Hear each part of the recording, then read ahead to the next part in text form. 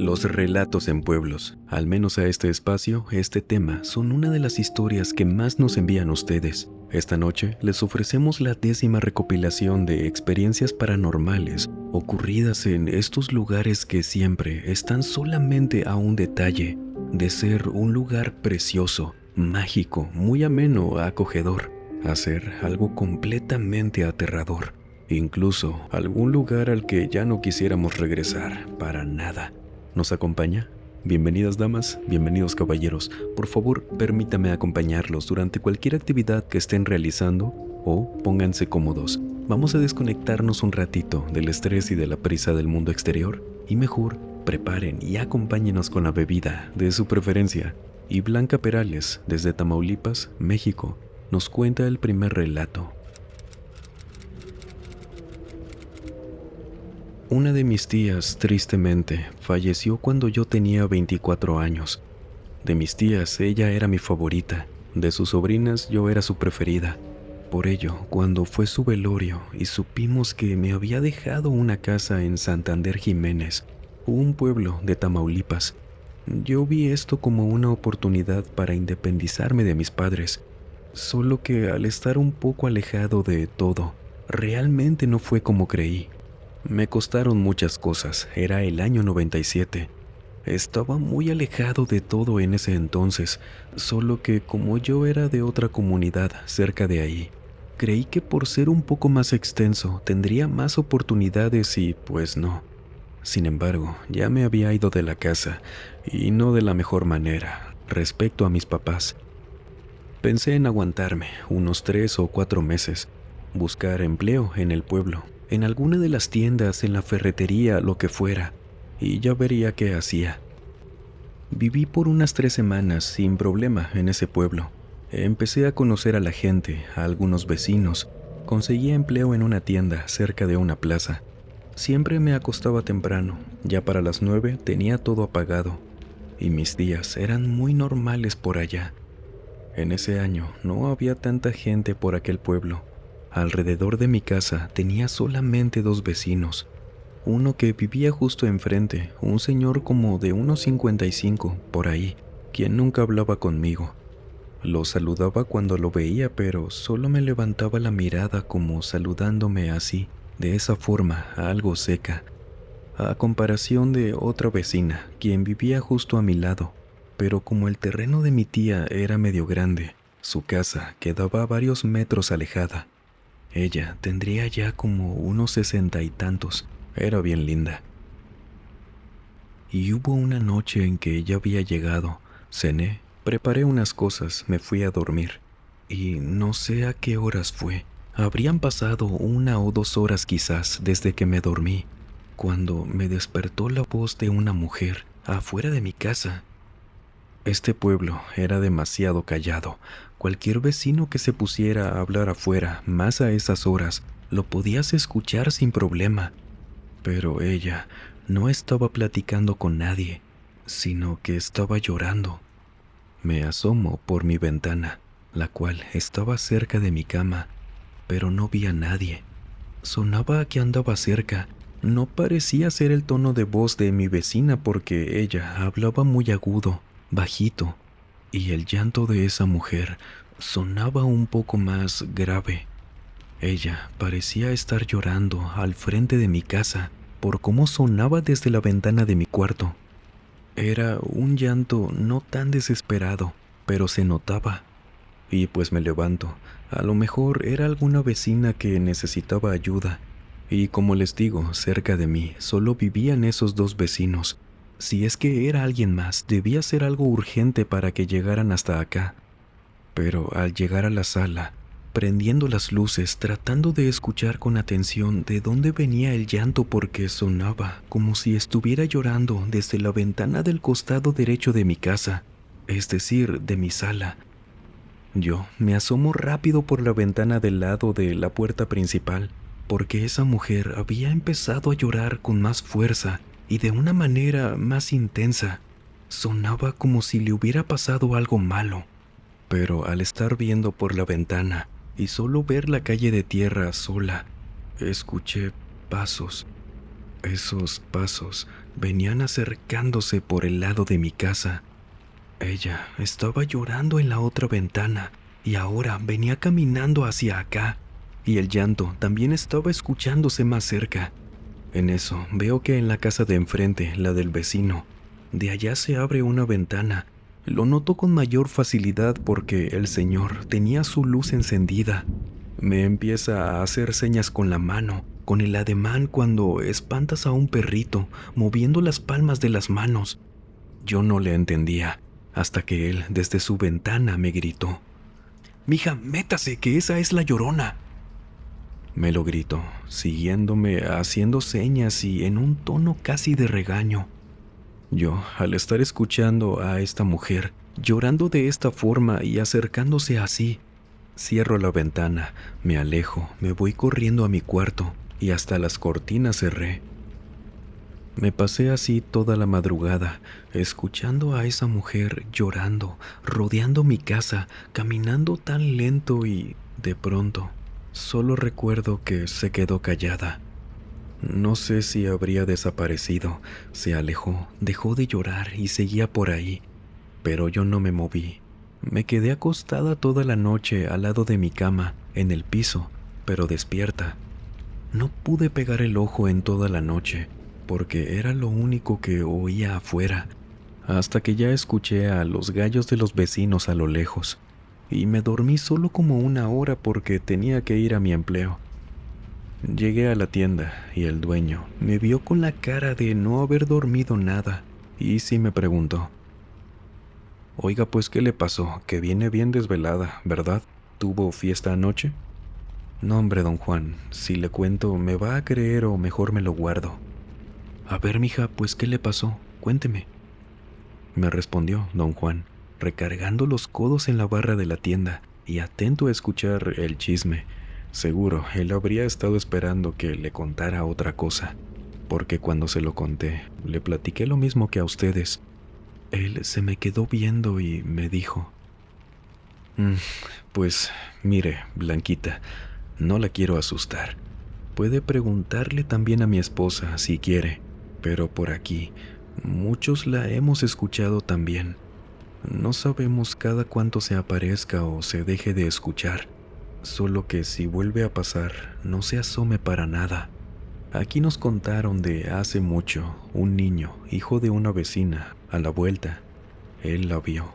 Se traumó tanto el pobrecillo que no volvió a hablar hasta que se lo llevaron a San Luis Potosí a que lo atendieran allá, y ya no regresó. Nos quedamos platicando de eso, y como me vio tan mal de sueño, bien lindo él, me dijo que me fuera a mi casa a dormir. Él se quedaría en la tienda. Le traté de insistir en que no, pero me regañó. Me dijo que descansara y en verdad se lo agradecí. Me fui, llegué a mi casa, y como vi al vecino de enfrente, ahí afuera de la suya, arreglando unas macetas, me acerqué con él, y luego de saludarlo, le pregunté que si era cierto eso, lo de la Llorona. Él volteó, me devolvió el saludo, un poco diferente a como lo hacía antes, ya más amable, y me dijo que sí, que qué bueno que le hice caso, porque ella iba para mi ventana.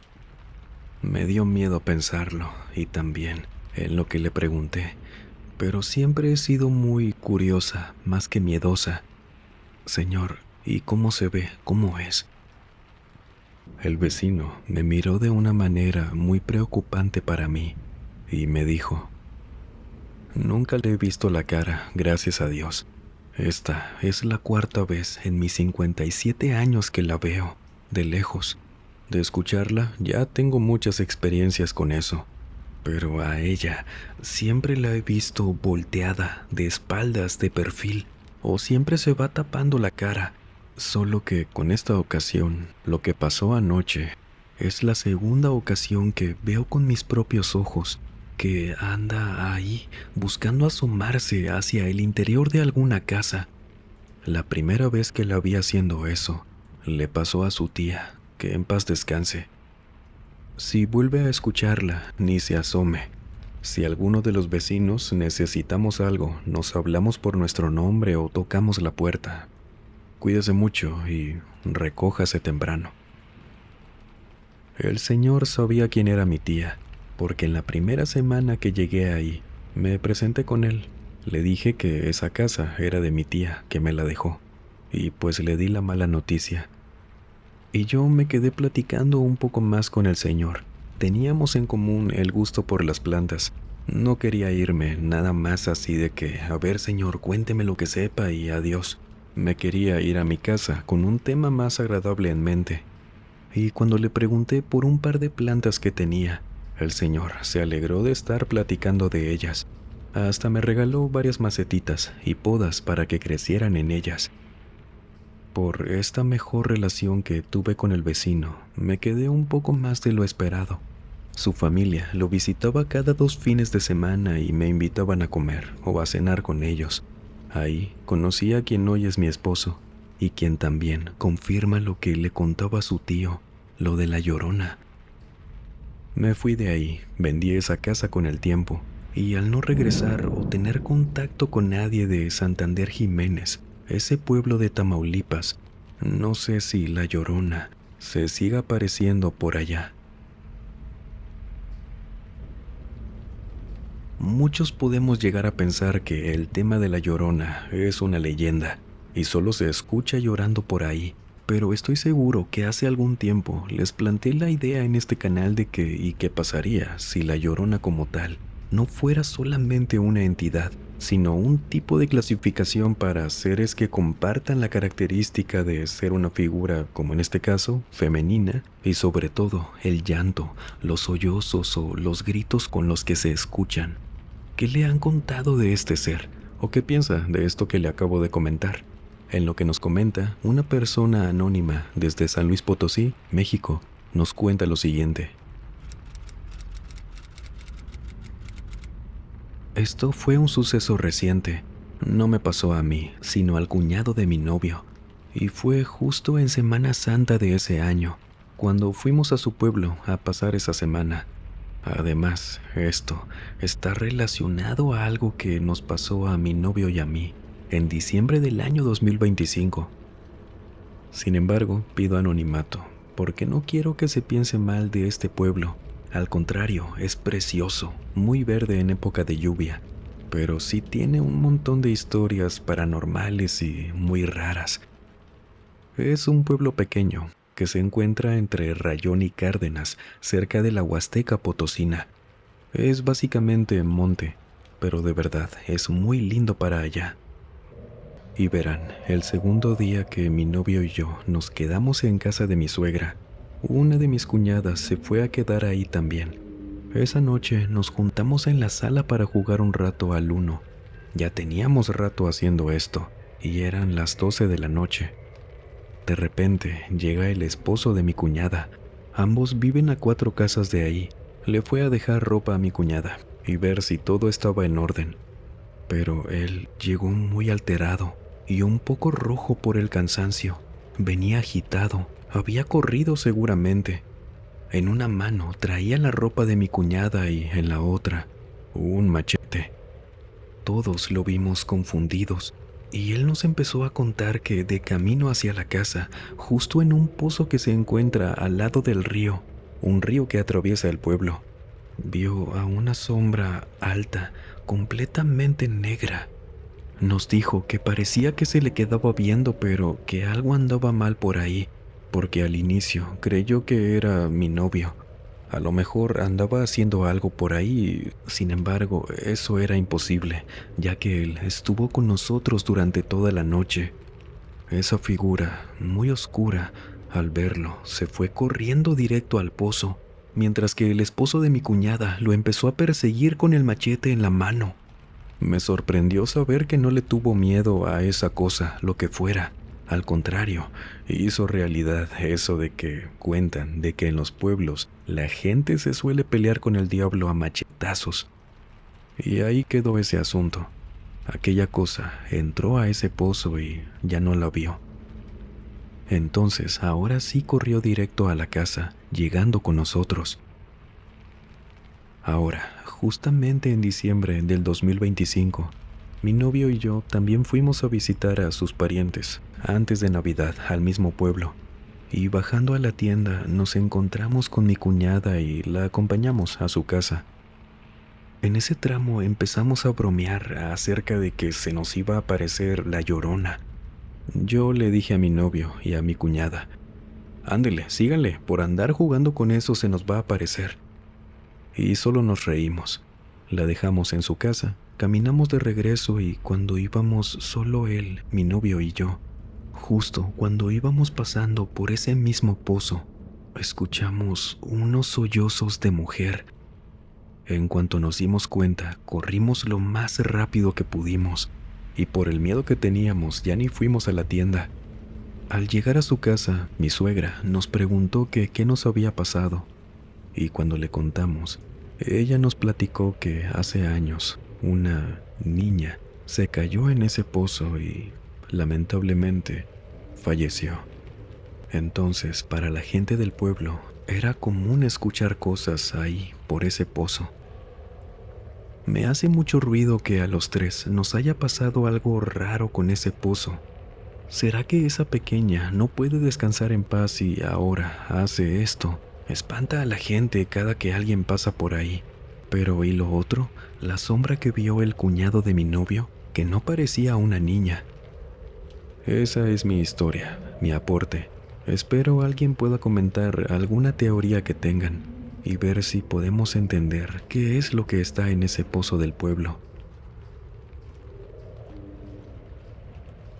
Creo que está de más explicarles el por qué dejé estos dos relatos seguidos el uno del otro. Parecerían ser parecidos en alguna cosa, pero en algún punto se separan. Parece que nos hablan de cosas distintas. ¿O usted qué piensa? Lo que nos comente, lo leemos. En lo que René Ontiveros, desde Querétaro, México, nos cuenta lo siguiente. Cuando vivíamos en San José Iturbide, mis padres eran quienes organizaban reuniones de la iglesia y todo eso. En nuestra casa teníamos un patio enorme, entonces iba la gente a la cena, llevaban cosas cada quien. Y en una de esas reuniones, hace 2 años, donde yo me quedé casi hasta el último, cosa que para ese entonces casi no hacía ya. Se quedaron un par de personas apenas y 2 sacerdotes, de 2 parroquias de por allá. Y mi papá le dijo a estos sacerdotes que yo era muy fanático de las historias de terror, entre otras pláticas que teníamos sobre mí, y les dije que sí, me encanta escucharlas, y les comenté acerca de este canal, del mausoleo, y ambos me dijeron que lo escucharían. Entonces, por esa misma plática, me empezaron a contar una que otra historia. Eran cortas, todas, y como ambos eran de comunidades distintas, uno de ellos, el menor, le preguntó al otro sacerdote que parecía tener 60 más o menos. Si no menciono sus nombres es porque ambos sabían que enviaría esta historia y me pidieron solamente guardar ese dato, junto con el del pueblo que les voy a mencionar. Porque cuando le preguntó esto el sacerdote al otro, que si le había tocado servir en una de las iglesias cercanas de una comunidad rural, una que tenía el nombre de un santo, al sur de San José, este sacerdote le dijo que sí, y el que le preguntó le comentó que también a él. Ya se mencionaron los años en los que estuvieron sirviendo por allá, y el más joven le preguntó que si no le había pasado algo raro en los días o esa semana antes del domingo de resurrección, ya que ellos nos dijeron que se iban turnando a lo largo del día para poder recibir a la gente que se quisiera ir a confesar. Esto lo hacían hasta las 2 de la mañana, en aquella parroquia. Lo hacían para que todos alcanzaran a confesarse antes de recibir a Cristo durante aquella misa. Pero nos dijeron, luego de que se preguntaron un montón de cosas sobre eso, que durante esas noches era muy raro que alguien de ese pueblo fuera a altas horas de la noche porque todos se acostaban temprano. Sin embargo, de repente, les llegó a pasar que estaban sentados en el confesionario, solos, a altas horas de la noche. No escuchaban absolutamente nada y alguien del otro lado empezaba a hablar. Nos contaron que no esperaban a que ellos dijeran nada. Solo escuchaban a alguna mujer un hombre diciendo sus pecados, lo que les pesaba. Decían que eran voces muy apagadas, tristes, y no es que pasara todos los días, pero que tampoco era extraño que ocurriera eso antes del domingo de resurrección, y que no esperaban a que cualquiera de los dos sacerdotes, porque les pasó lo mismo, les dieran la penitencia o algo. Simplemente todo se quedaba en silencio. No escuchaban pasos alejándose, nada, y cuando giraban la vista, por donde mínimo podrían ver la silueta de alguien del otro lado, no veían a nadie. Se levantaban a asomarse, hablaban preguntando si había alguien por ahí, y no. Alguien aparecía, se confesaba, y de pronto desaparecía. En esas noches los muertos vienen a confesarse, nos dijo uno de ellos, mientras el otro ascendía, dando fe y legalidad de lo que decía el padre menor. El sacerdote con más experiencia nos dijo que ya le habían contado sus superiores acerca de eso, que eso les podía pasar si se quedaban hasta tarde en los confesionarios. Sin embargo, nos dijo que ellos también le decían que en la casa de Dios todos eran bienvenidos y no le podían negar ese servicio a quien lo requiriera. Por eso, aunque les diera miedo a algunos, no podían negarles eso. Le decían constantemente que no pasaba nada, que no se preocuparan, que no era un mal augurio ni nada de eso. Pero eso sí, decían que cada que les tocaba escuchar las voces tan tristes de esas almas, espíritus, ánimas, como les pueda llamar dependiendo cada sacerdote, empezaba a hacer mucho frío de un segundo a otro, y que a veces hasta se tenían que pegar con el oído ahí en la madera, porque aparte de la voz tan triste de estas almas, hablaban en un volumen demasiado bajo, y por más que salían a revisar toda la iglesia, que se iban hasta el exterior a la calle, jamás veían a nadie cerca, y ellos nos dijeron que siempre dependía de cada quien, pero a ambos, a quienes les había tocado escuchar en ese pueblo, a gente que ya había fallecido, contándoles sus penas en el confesionario, para ellos lo paranormal debía existir. Si no, no entenderían qué era lo que llegaba a confesarse con ellos. Y ahora nos vamos con un relato que al escucharlo se nos podría venir a la mente algo que nos hubiera pasado, de pequeños a lo mejor, y que diera origen a un miedo en particular. Déjeme le cuento primero y ya me entenderá mejor. Dionisio Bermeo, desde Colima, México, nos cuenta esto. Uno de los recuerdos más insólitos que tengo de mi infancia es sobre algo que me pasó en casa de mis abuelos. Por muchos años, les juro que yo pensé que solamente había sido un sueño, hasta que por 1000 vueltas de la vida terminé yendo a terapia, por otros motivos, nada que ver con lo que me pasó. Y supe que no había sido un sueño. Lo hablé con unos primos, y ellos me mostraron, en una visita a casa de unos tíos, unas fotografías de aquel rancho, uno que tenían mis abuelitos en los Tepames. Hoy en día, ese pueblo es muy pequeño. Ahora, imagínense allá por el año 88, cuando sucedió lo que les voy a contar. Y es que, miren, debido a este pueblo, mis padres y mis tíos nos daban permiso de ir a explorar los alrededores, sin irnos muy lejos a mis primos y a mí, o mínimo que les dijéramos en dónde andaríamos. Nos aburríamos demasiado, vivía muy poca gente por allá, y cualquier vecino nos echaba el ojo. Por eso nos dejaban irnos cerca de ahí, hacia el monte, siempre y cuando no nos separáramos ni nos fuéramos tan lejos. Mis abuelitos vivían a una cuadra de donde termina el pueblo, y ahí ya comienza el monte, con muchos árboles y eso. Y nosotros solíamos darle la vuelta caminando por una ruta marcada, por la que para rodear el paso así como de un canal, debíamos pasar agarrándonos de los árboles, una aventura para nosotros. Sin embargo, mis primos y yo, que éramos 4 en total, tendríamos unos 10, 11 años. Para llegar a esa parte debíamos pasar por el panteón de los Tepames, cosa que nunca nos gustó. Y una de esas mañanas que fuimos, Uno de mis primos nos dijo que había encontrado un camino entre matorrales, árboles, maleza y demás. Era angosto, nos decía. Cuando lo seguimos esa mañana, nos dimos cuenta de que era como un túnel pequeño, formado por puras plantas. No era un lugar oscuro ni nada, solo un paso pequeño por el que entramos.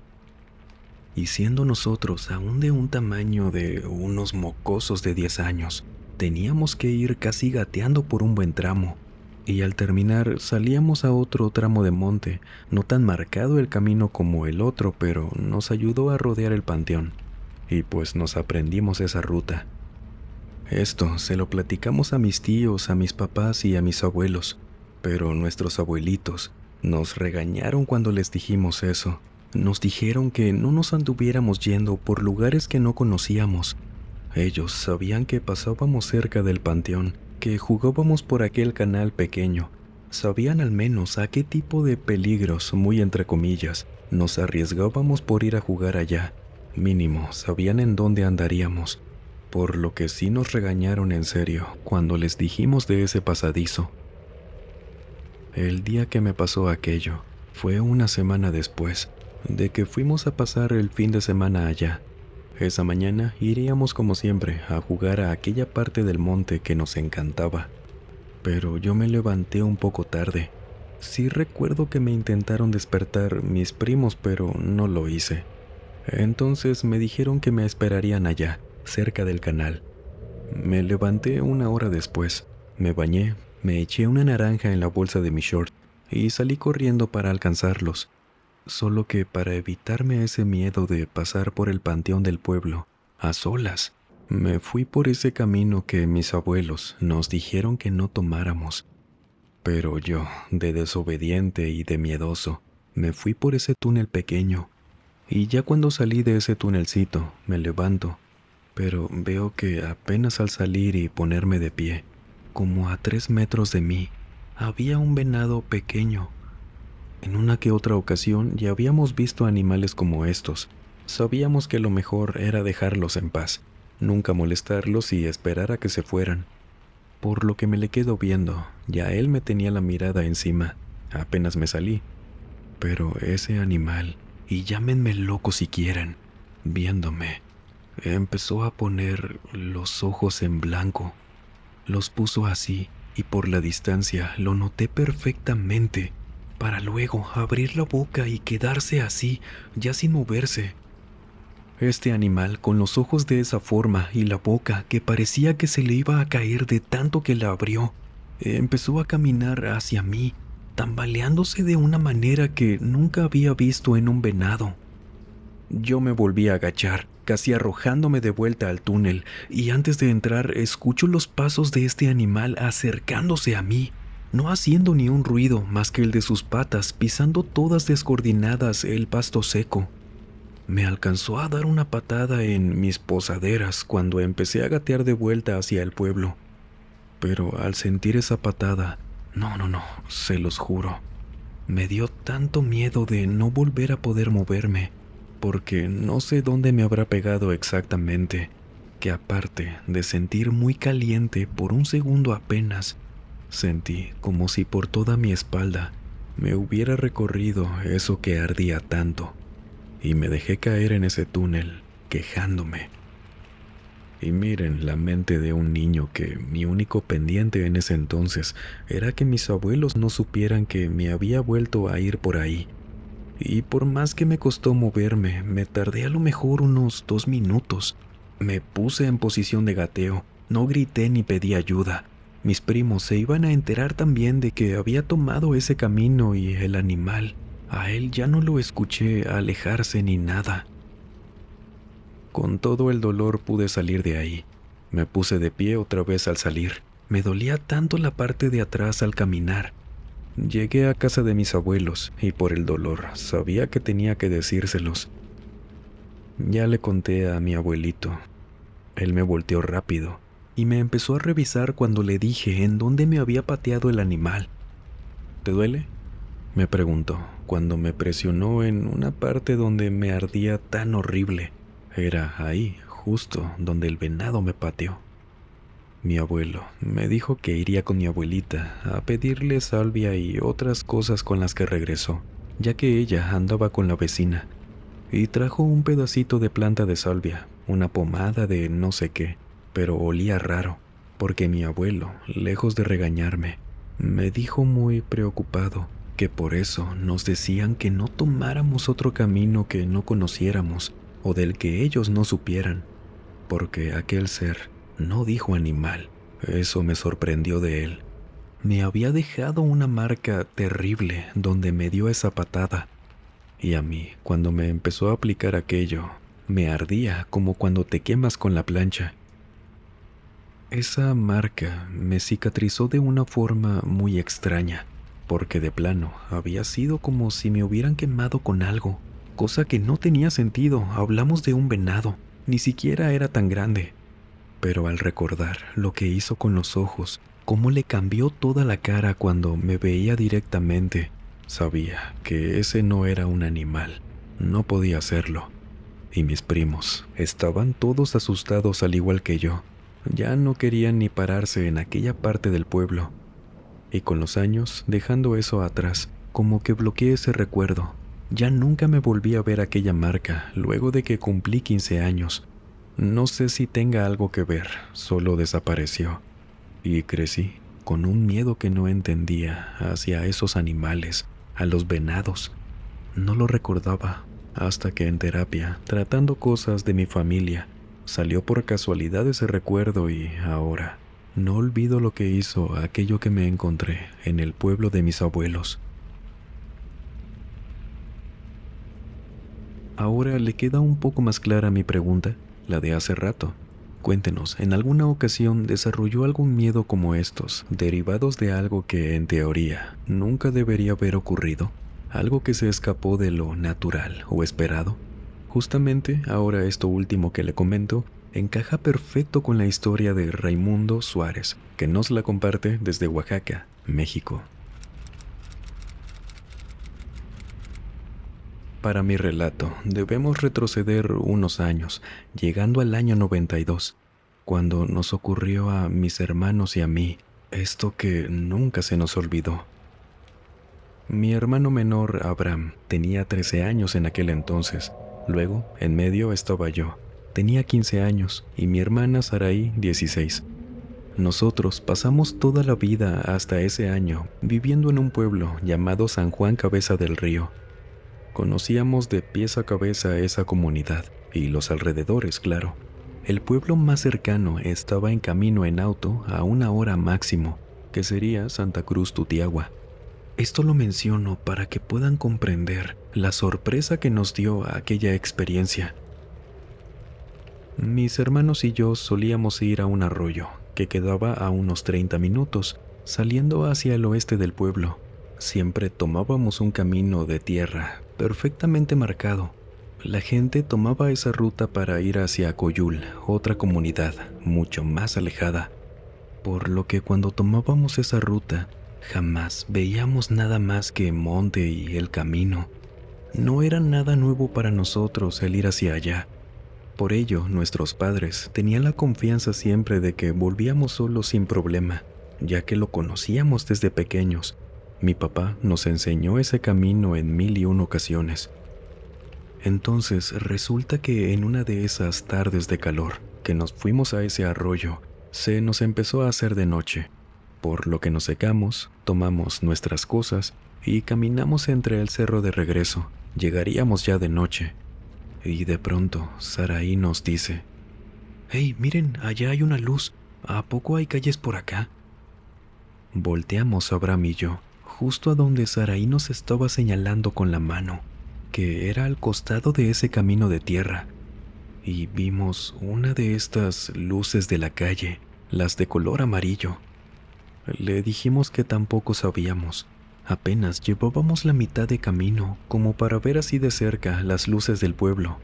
Aparte, esa luz venía de una parte a la derecha de ese camino, por lo que nuestra hermana nos sugirió ir a asomarnos, a ver qué era. Nunca habíamos visto alguna otra luz por allá. Si se nos hacía de noche, ya estábamos acostumbrados a caminar con la luz de la luna, y le dijimos que sí, bien emocionados.